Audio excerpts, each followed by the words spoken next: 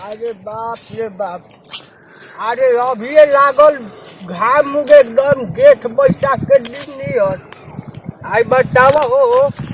अरे सरसों का टाइर सारा लैट्रिन सारवा सके यही में हगे के बा। अरे भैंसी कहाँ गई सरे दादा। हा। अरे रामा हो रामा। अरे बुढ़ापा में भैंसी चरावल जाता। आय हाय। अरे क्या करे रे भाई, घर के साला बेटा डब का कही सब बेटा पतो हुए बारी सब। भैंसी ले जा दिन भर खेत में चौड़ा में चराव। ई नहीं कि सब बुझत की बुढ़ापा में भैंसी चरी। अरे तनी देर घूमो तनी थाक जाता हो। हा। अरे केने गई सरे भैंसी। हा। अरे कोई के डरा जियान करियो से तब मारे लगियो से। हा। चलो देखो केने गई सो। हाँ हेलो। क्या होता ना तो से बात करते करते ने खेत में आ गई बनी। अरे रे बाबू। हाँ अरे सुनो तारू है ने आवा है ने। हाँ बोलो। अरे हमर भैंसी देखलू हो। हम तेरा भाई से फेरा में बनी। भैंस के फेरा में नहीं खू ना हम तो अरे बतियाते नहीं फोन से। के करा से बतियाओ तारू है हमर बाबू। हम अपने आशिक से बतिया दें, तेरा को ना दिक्कत बा। आशिक। अरे ये बाबू नी। हाँ अरे आशिक का कहाला हो। जाना लड़का से बात कर जला प्यार कर जला ओकरे के आशिक कहाला। अच्छा। एगो काम करो। हाँ बोला। आवल ना यही जब बैठो। हाँ बैठ के बतिया लो। एजा खुला में जान तारू। हाँ अरे टावरत बढ़िया से नु पकड़िए हमर बाबू। हाँ बतियाओ। हाँ हेलो। बतियाओ हमारा तो हाँ का कही। क्या होता। हाँ ना मन ना लगत रख तो सोचनी है फोन करके बात कर ली हूँ। घरे कोई ना कोई आ जाता तो खेत में आके बात करत नहीं। अरे वीडियो छूट गल का तो ना ओने अकेले रानी है डर लगत रहा तो हेने आके बात करते नहीं। एगो बूढ़ा बैठल बा उनकरे पास बनी। हाँ ना उनकरा कहाँ कुछ बुझात हुई ना बुझात हुई। नहीं हमर बाबू। हाँ। अरे हमरा का बुझाई, हम जिंदगी भर बूढ़े नु बनी। हाँ हमरा कुछ न बुझाला। तारा लोग के नयका जमाना में नयका फैसल आल बनू। हाँ एगो कान टर्बो माइल आ हई ड्रेस बतावा ये दादा। अरे राम रे राम। आ तोरा बाप बताड़ी के लाज न लगेला रे हसन पहनावे में। ना ऐसा नु यूरिया खाद हो कौन खाद जौन डलाता। हाँ वही सब के असर है हमर बाबू। का करिए हमर बाबू, ताहरा में दोष नहीं खे जमानवे के दोष बा जनलू। हाँ एगो काम करो ना। बोला। अरे हमार बात मानोगी। बोला। एगो काम करो हमरो नंबरवा न लिख लो मोबाइलवा में।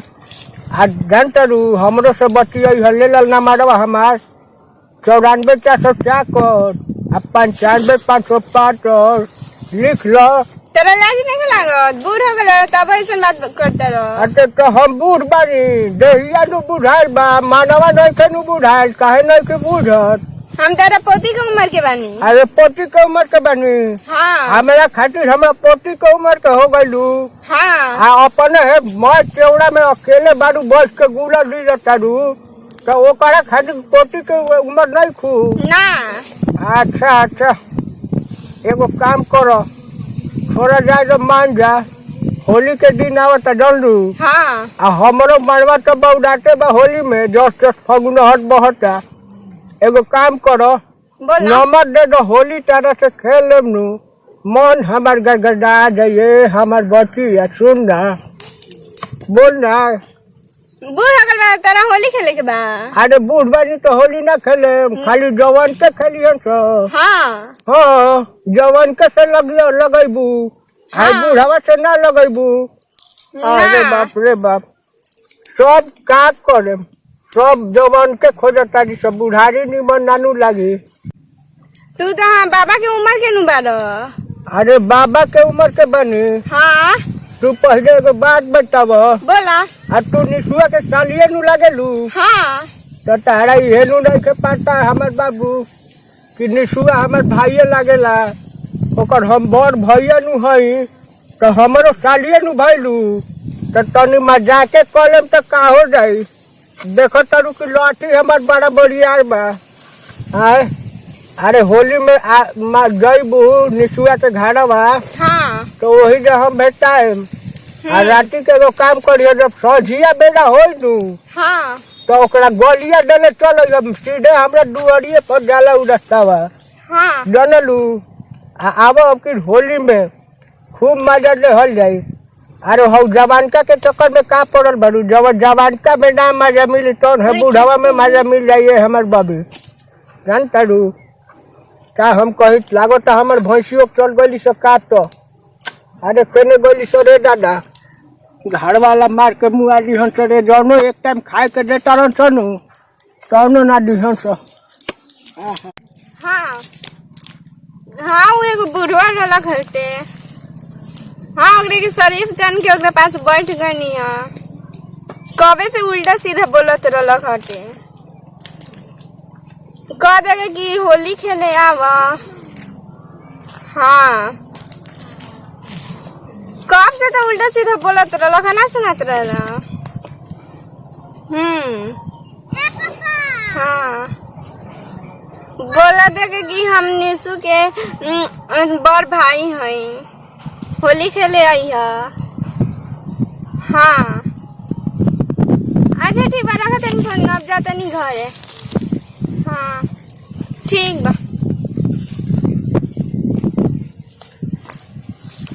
जी सबे भैया के प्रणाम। हम बदनाम सोनू रउआ लोग तो सबे कोई जानते बानी। हमनी के एगो वीडियो बनैनी है सो होली पर बुढ़वा आँख मारे। ठीक बा हमनी के ए खातिर बनैनी है सो कि भैया कुछ लोग ऐसा बुढ़ारी में लोग करता आ साली भेड़ रही है। साली के तो नाता बरले बैंक से वही से हम सोचनी कि तनी आँख मार दी का हो। हाँ कुछ बोलो। हमनी का वीडियो कैसा लागल हटे कमेंट में लिख कर बताई। अगर कुछ गलत होई तो लिख के बताएं सुधार हो जाई। हम बहुत वीडियो में काम कर ले बनी। चली आ सबे भोजपुरिया भैया से के हम निवेदन करतनी कि रउआ लोग तो हमरा के ही बदनाम बरले बनी आ बदनाम हमारा गांव के लोग कहबे करेला। तो वही से हम आँख मारिए देनी है का करी। लेकिन सबे भैया से ये हम कहे के चाहते कि भैया हमनी के वीडियो कैसा लागल एक बार रउआ लोग देखी लोग एकरा के लाइक करी सब्सक्राइब करी ताकि हमनी के जौन भी वीडियो रउआ लोग के छोड़ी सा ताकि सबसे पहले रउआ लोग के वीडियो मोबाइल में अपडेट होके और रउआ लोग देख के एक बार बताइलो कि हमनी के वीडियो कैसा लागता। यही पर हमनी के चलत तनी सका हो। हाँ एक बार जय हिंद जय भारत।